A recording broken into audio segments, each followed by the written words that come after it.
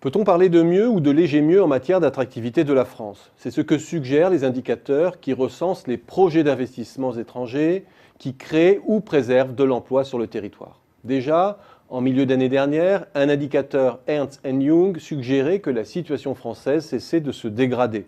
Et il y a quelques jours, un indicateur très proche, promu par Business France, fruit de la fusion entre UBI-France et l'Agence française pour les investissements internationaux, suggérait que l'embellie s'était confirmée en 2014.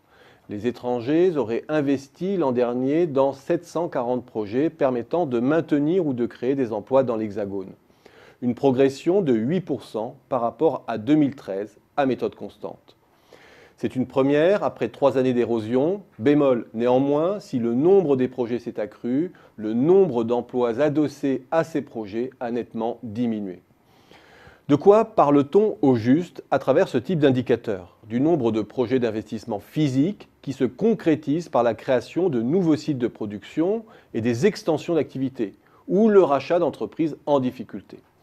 On est proche du concept d'investissement greenfield et assez loin du concept beaucoup plus large d'investissement direct qui, pour sa part, chiffre les flux de capitaux investis ou les profits réinvestis dans le passif des entreprises françaises à partir du moment où l'entreprise qui investit dépasse 10% de détention.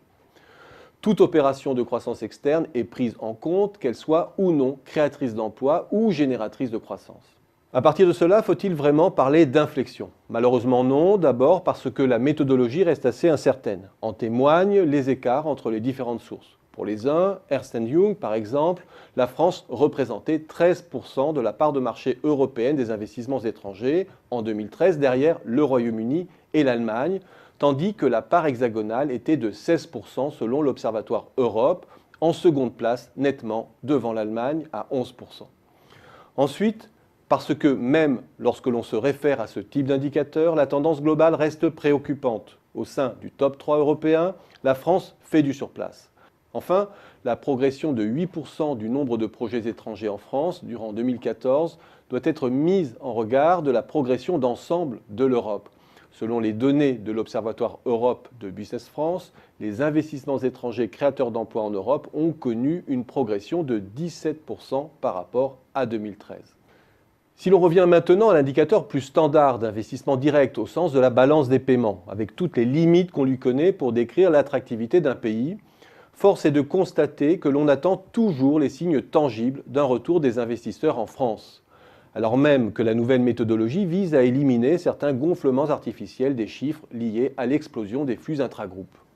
Force est de constater surtout que s'il y a retour des capitaux en Europe, c'est au Sud qu'ils profitent au premier chef, et que les entreprises françaises devront compter lors de cette reprise avec la concurrence des pays qui ont procédé à des dévaluations internes.